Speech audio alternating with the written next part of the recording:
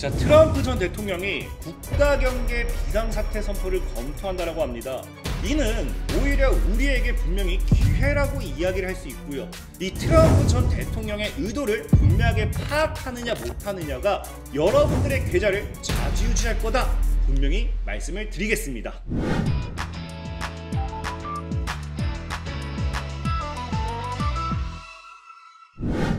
자, 모두들 반갑습니다. 강태공입니다. 자, 최근에는 뉴욕 증시만 너무 다르다 보니까 이제는 제가 아침에는 될 수 있으면 미국 증시, 저녁에는 될 수 있는 국내 증시 좀 나눠서 최대한 하루에 2번 업로드 가능할지 모르겠습니다. 최대한 노력은 해볼게요. 그렇게 좀 진행하도록 하겠고요. 자, 일단 오늘 그래서 이번 시간에 다룰 내용은 트럼프 전 대통령이 이제 국가 경제에 대한 비상사태를 선포했습니다. 그래서 과연 이 비상사태 선포가 우리나라 증시에 굉장히 악재가 될 것인가? 트럼프 전 대통령 입장에서는 이걸 왜 진행을 할 것인지 그런 부분에 의해서 그렇다고 하면 과연 우리가 반사이익으로서 접근해 볼 수 있는 종목은 또 무엇이 될지 분석을 해보도록 할 테니까 방송 전 늘 말씀드리는 여러분들의 좋아요, 구독하기, 댓글까지는 너무나 많은 힘이 된다라고 말씀드리면서 오늘 방송 시작해 보도록 하겠습니다. 자, 그리고 이제 안내 말씀 좀 드린다라고 하면은 제가 늘 얘기하는 주식 강태공 어플이 출시가 되었어요. 이게 국내 주식 위주긴 하지만 단타라든지 중장기 이런 거 무료로 지속적으로 업데이트 해드리고 있고요.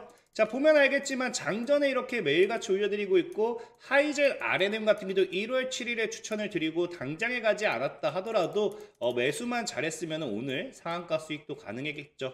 그래서 이런 것들 장전에 올려드리니까 참고해보시면 좋고요. 그리고 이제 곧 있으면 제가 다시 카카오톡방을 좀 이제 오픈을 하려고 합니다. 무료 카톡방. 그래서 이 공지사항에 들어가셔서 이 강태공 무료 카톡방 오픈을 클릭하셔도 좋고요. 아니면은 이 하단에 링크를 클릭하셔도 좋겠다 말씀드리면서 오늘 방송 본격적으로 이제 한번 시작을 해보도록 하겠습니다. 자, 일단은 지금 우리나라 국내 증시가 굉장히 좋은 분위기예요. 좋은 분위기인 게 뭐냐고 하면은 일단 코스피 지수만 봤을 때는 올 초에 들어가지고 코스닥 및 코스피가 굉장히 많이 상승을 해줬고요. 지금 이게 지금 흔히 잘하는 하방 추세 때 돌파했죠. 그 다음에 단기 2500대 지지가 저항이 되는 지지 저항선을 돌파했습니다. 자, 그러다 보니까 지금 여기서 상승 추세까지 이렇게 타줬을 때는 이 코스피 시장에 강한 뭐가 나타날 수도 있다. 우상향 랠리가 나와줄 수도 있는 게 아닌가가 사실 증시의 차트만 봤을 때는 올해 우리나라 증시에서 기대해 볼 수 있는 흐름이에요. 근데 이게 받쳐주기 위해선 가장 근본적인 게 뭐가 따라와야 되냐고 하면요. 이 미국 증시가 따라와줘야 돼요. 사실 재밌는 게 뭐냐고 하면은 예전에는 커플링 현상이라고 해서 미국 증시가 올라가면은 우리나라 국내 증시도 올라갔지만 요즘에는 이제 빠질 때만 빠지는 시장이다 보니 우리가 뉴욕 증시에 대한 리스크를 어느 정도 가지고 가야 되는 건 사실이라는 부분입니다. 그러다 보니까 과연 뉴욕 증시는 올라갈 수 있을지 그런 부분도 봐야 되는 거고, 그래서 지금 S&P 지수를 봤더니 지금 뭐하고 있다. 자, S&P 지수가 지금 사실상의 6,000포인트를 지금 상대로서 저항을 만들고 지금 살 조정이 들어오는 추세예요. 그러니까 사실은 지금 시장이 뭐가 나와주고 있다. 리스크가 나와주고 있다라는 거겠죠. 그리고 심지어 어제장에 이제 S&P 지수에서 이제 많이 매매했던 포지션을 봤더니 뭐가 나와주고 있냐고 하면요. 컨슈머 디펜시브라고 해가지고 이제 경기 방어주의 이제 소재들 그런 관련 업종들이 지금 뭐가 되고 있어요. 매수세가 강하게 들어왔습니다. 그러니까 지금 사실상에 이 뉴욕 증시가 리스크를 가져간다는 게 무슨 말이냐고 하면은 어쨌든 경기 방어주를 선택한다는 건 경기가 안 좋아질 것이다라는 심리가 어제 S&P 500 지수에서는 굉장히 많이 반영이 됐다라는 거예요.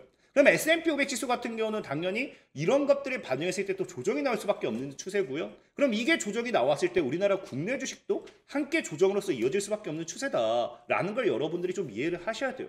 그럼 과연 여기서 왜 S&P 500 지수가 조정이 나오는가를 본다라고 하면은 어제 사실 어떤 발언이 나왔습니까?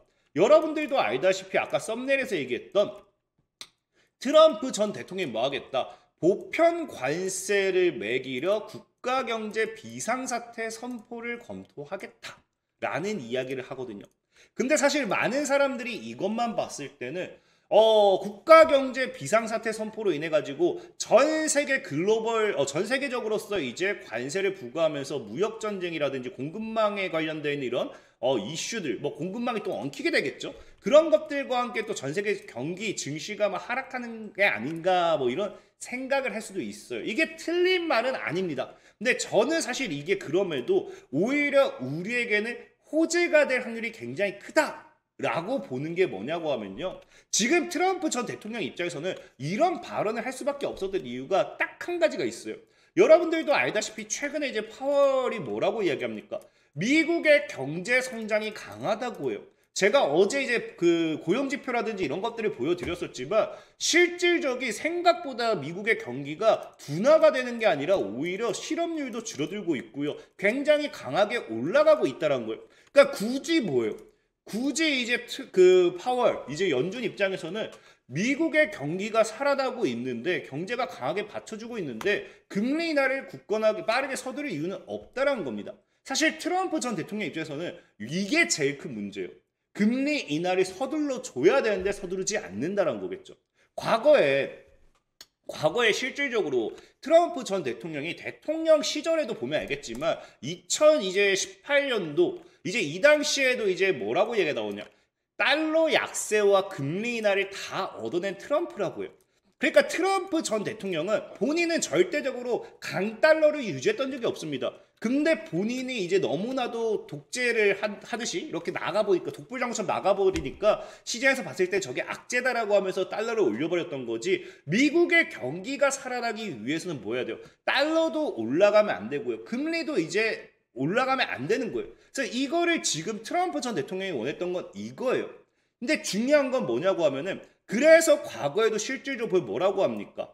과거에도 이제 달러와 금리 인하를 이제 내리기 위한 이 트럼프 전 대통령의 미국 경제 살리기를 위한 이런 정책들이 지속적으로 많이 나왔던 부분인데 이번에 나오는 아까 뭐다? 국가 경제 이제 비상사태 선포가 왜 과연 이게 달러 약세와 금리 인하로 연결될 수밖에 없느냐를 놓고 본다라고 하면은 당연히 생각해 보세요. 전 세계적으로 이제 보복 관세를 검토하게 되면은 어쩔 수 없이 관세를 매기기 때문에 이게 우리나라로 들어왔을 때 이제 미국으로 이제 들어왔을 때 소비자 입장에서는 그만큼 세금에 대한 부분이 당연히 뭐가 된다? 수입 물가 상승에 따라 이제 소비자들의 비용 증가로 연결이 되는 부분이에요. 그리고 지금 이 기업의 입장에서 봤을 때는 기존에 이제 수입해왔던 이런 품목에 있어서 원자재라든지 부품 비용 상승으로 연계가 됩니다. 그럼 이게 뭐가 되느냐? 기업들의 생산 비용이 또 증가가 돼요. 생산 비용이 증가됐기 때문에 어떤 제품이 나왔을 때 그에 대한 판매 단가도 올라갈 수밖에 없겠죠. 그러니까 이 모든 정책이 뭐로 이어지게 되냐고 하면요. 경제 둔화로 이어지게 되는 게 둔화로 직격탄으로 연결될 수밖에 없다는 거예요. 그러면 이 경제 둔화란 건 뭡니까? 파월이 이야기했던 딱 한 가지. 경제가 둔화되지 않는 이상은 빠르게 금리 인하를 해야 될 이유가 단 1도 없다라는 거예요. 그래서 실질적으로 과거에도 보면요. 트럼프 전 대통령이 금리 인하를 하기 위해서 하나 취했던 게 뭐냐? 여러분들도 아시겠지만 이 경제 보복이라는 게 이 국가 비상사태라는 게 이번이 처음이 아니에요. 과거에도 자 보면은 2018년도에 트럼프가 중국의 하웨이를 상대로 뭐 사용금지 행정명령 검토한다라고 하면서 이르면 1월부터 국가 비상사태 선포하고 안보위원 뭐 이야기가 나오죠. 그래서 여러분들도 알다시피 2019년도부터는 이 국가 비상사태 선포와 함께 뭐가 들어오느냐? 본격적인 미중 무역전쟁이 시작이 돼요. 미중 무역전쟁이 시작되니까 그 당시부터 해가지고 우리나라 증시도 가파르게 하락을 했던 거고 미국 같은 경우도 사실상의 기존의 중국에서부터 했던 수입품이라든지 이런 것들의 타격이 굉장히 많이 받았던 부분이죠. 근데 이게 그 당시 금리를 보면 어떤 식으로 진행이 되느냐? 자, 실질적으로 2018년도 금리는요. 과거 이제 금리가 가파르게 올라가던 시기예요. 가파르게 올라가던 시기에 미중 무역 전쟁이 시작이 되면서 미국 역시도 경기가 굳건하게 받쳐주지 않습니다. 그러면서 뭐한다? 금리를 가파르게 다시 떨구는. 그래서 2019년도부터 해가지고 금리가 쫙 빠지는. 그리고 이제 코로나로 연결되면서 직격탄을 맞고 금리가 가파르게 무너졌던 그런 시대를 우리가 경험할 수 있었죠. 그래서 이번에 트럼프 전 대통령 역시도 취임 이후에 국가 비상사태를 선포한다는 것 자체는 어찌 보면요. 이 파월이 끝까지 금리 인하를 안 하려고 해요. 금리 인하를 안 하려고 하니까 여기에 있어서 너가 그래 경제가 굳건하다고 믿는다라고 하면은 내가 경제 무너지는 거 보여줄게. 이게 이런 포지션일 수도 있다는 겁니다. 그런 부분도 생각을 해봐야 되는 거고 그럼 중요한 거는 그렇다고 해서 미국 시장이 무너지느냐? 금리 인하가 나와준다고 하면 미국 시장은 안 무너져요. 그래서 과거에도 2018년도, 19년도 보면은 실질적으로 S&P 지수는 무너지는 척 하다가 이제 그대로 날랐습니다. 그대로 날랐어요. 오히려 타격을 받았던 건 누구다? 타격을 받았던 거는 보면 알겠지만 우리나라만 타격을 받았다는 거예요. 우리나라 2018년도부터 2020년도까지 그냥 시장 왜 빠져요 하면 이유도 없습니다. 많은 애들이 TV에 나와가지고 시장 왜 빠져요 하면은 미중 무역 전쟁에 대한 하락 여파입니다. 이것만 3년 동안 앵무새처럼 쫑알쫑알 거렸던 그 시절이 저 당시였거든요. 그렇기 때문에 지금 사실상의 이제 우리나라 증시는 이번에 또다시 뭐 이런 비상국가 이런 것들 또 선포한다라고 하면은 당연히 하방 포지션을 잡을 확률이 좀 크긴 해요. 하지만 이전에 이미 우리나라는 많이 타격을 받았고 그 다음에 금리 인하라는 모멘텀이 정말 다가와 준다라고 하면은 오히려 상승 탄력의 동력이 될 수도 있겠죠.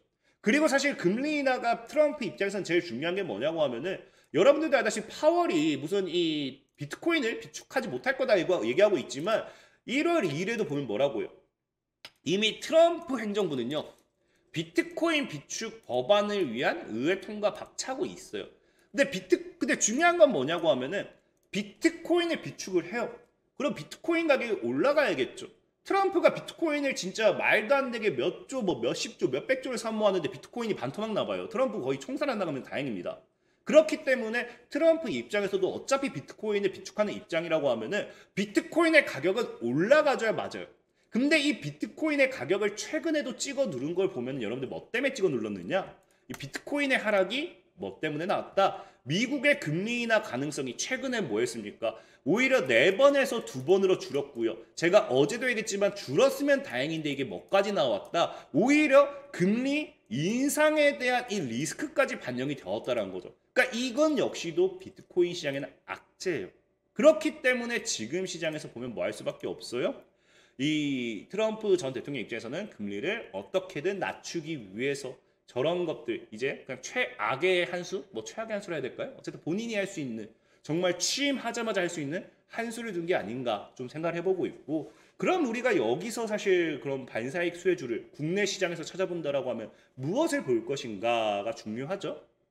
그럼 제가 예전에도 얘기했지만 금리 인하가 진행이 되면 진행될수록 우리가 볼 수 있는 건 제약 바이오가 제일 크다라고 한번 말씀을 드렸습니다.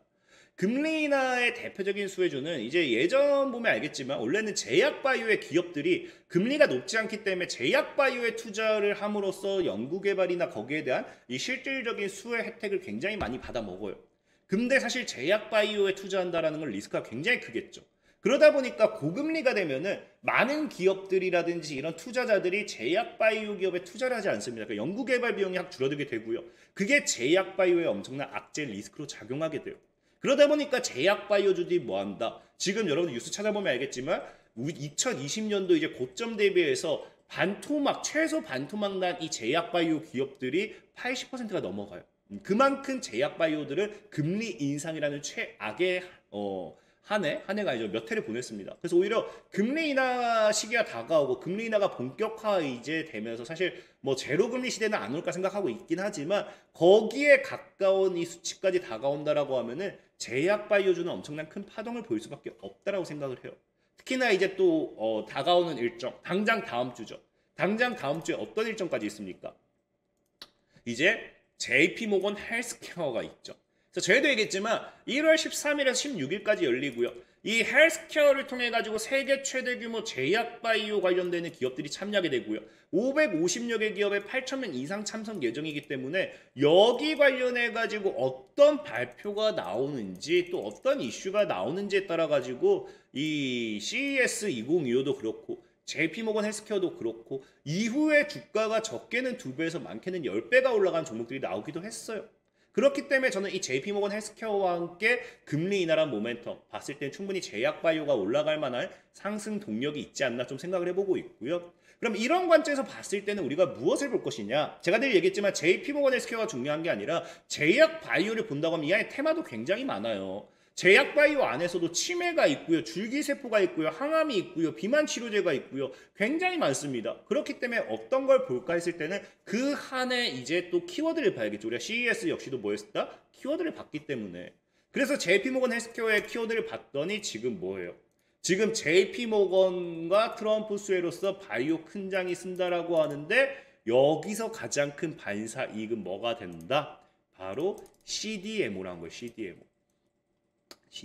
그래서 이 CDMO라는 건 이제 뭐 여러분들 알겠지만 뭐 그 JP모건 헬스케어에서도 이제 여기 관련되는 이야기도 나오긴 하지만 여러분들 알다시피 최근에 미국이 계속 진행했던 게 중국과의 뭐가 있어요. 이제 이런 경쟁, 안보에 대한 이런 부분과 계속 맞부딪히면서 생물보안법을 통과시키겠다라는 이야기가 있었어요. 그러니까 이런 유전자 정보에 민감한 정보잖아요. 이런 것들을 중국이 가져가게 두지 않겠다라는 거거든요.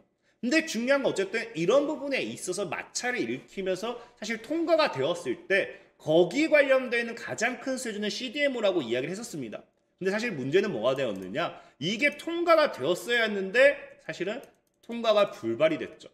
이게 근데 언제냐? 작년이에요. 사실 뭐 작년이라고 하기는 한 달도 안 되긴 했지만 그러다 보니까 이게 어쨌든 중견제 유지하면 통과는 시간 문제가 올해 다시 통과가 될 것이다라는 이야기가 있어요. 왜? 여러분들도 알다시피 바이든 대통령보다 중국을 더 싫어하는 건 트럼프 전 대통령입니다. 그렇기 때문에 트럼프 전 대통령은 중국과의 이런 경쟁, 최근에 이제 조선업에 대한 이 투자 역시도 누구 때문이에요? 트럼프 전 대통령이 중국 때문에 이런 것들 견제가 나오다 보니까 지속적으로 확대가 되는 추세예요.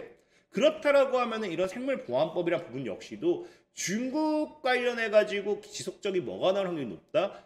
이런 이 통과를 시키기 위한 어떤 액션이 나올 확률이 높다. 그럼 여기서 관련되는 반사액이 또 뭐가 되겠습니까?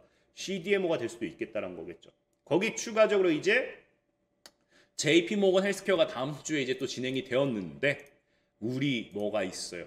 이 삼성바이오로직스죠. 우리나라 제약바이오의 대표 삼성바이오로직스가 또 JP모건 헬스케어의 9년 연속 초청을 받아가지고 자기가 내가 참석할게요도 아니에요. 9년 연속 오세요. 초청을 받았습니다. 공식 초청을 받아가지고 뭐 하겠다. 이 위탁 개발 생산에 대한 청사진을 설명할 가능성이 크다. 그 CDMO, 뭐 ADC 관련도 그렇고 어쨌든 CDMO라는 부분에 있어서 분명히 이슈가 될 확률이 굉장히 크다라고 좀 보셔야겠죠. 그래서 사실은 그렇기 때문에 시장에서도 보면은 지금 삼성바이오로직스 같은 경우는 꾸준하게 목표가를 상승을 시키고 있긴 해요.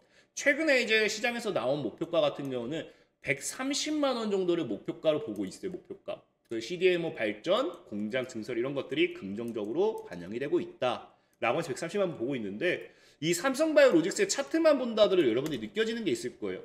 뭐가 있느냐? 자, 이런 차트 보면 이제 나와야 돼요. A, B, C, D, E, 1, 2, 3 이게 우리 엘리엇 파동이죠.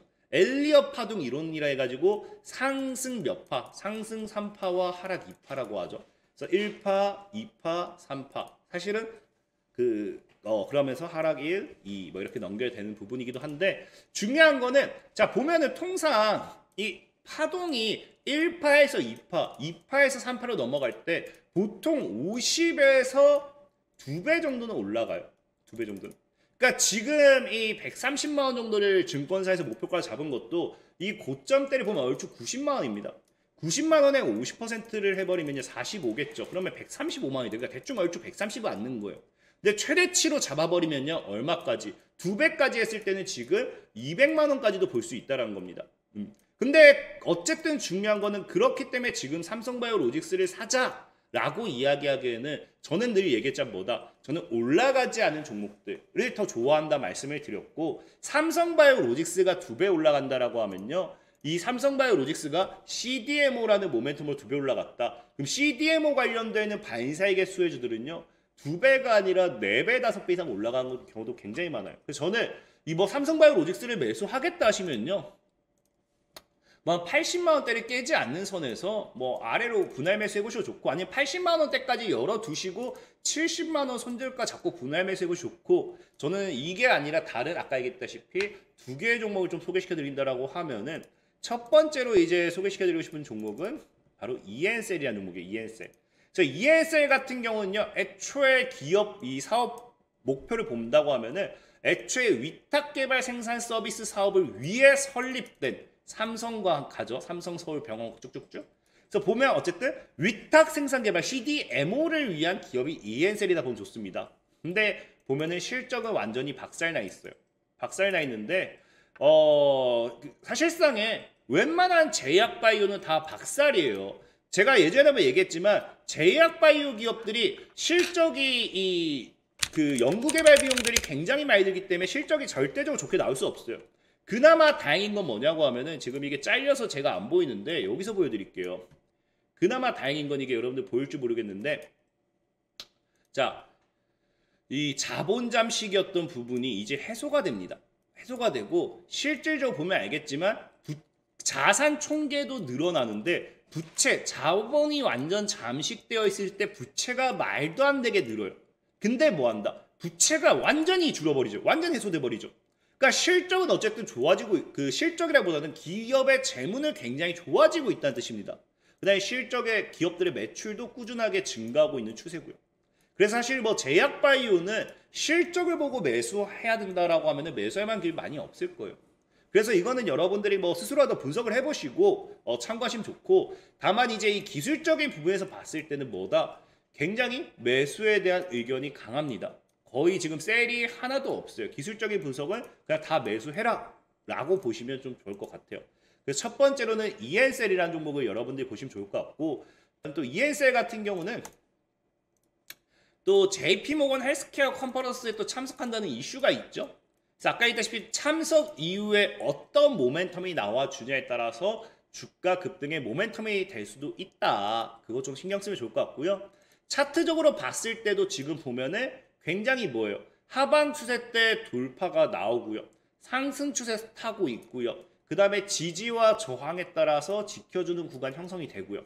그래서 앞으로 17,500원을 크게 안 깬다고 하면은 상승 추세 타면서 꾸준한 우상향할 수도 있는 기업이 ENCL이다 라고 좀 생각해 보시면 좋을 것 같아요. 그래서 그 다음에 이제 두 번째로 소개시켜드릴 종목은 진원생명과학이라는 종목입니다.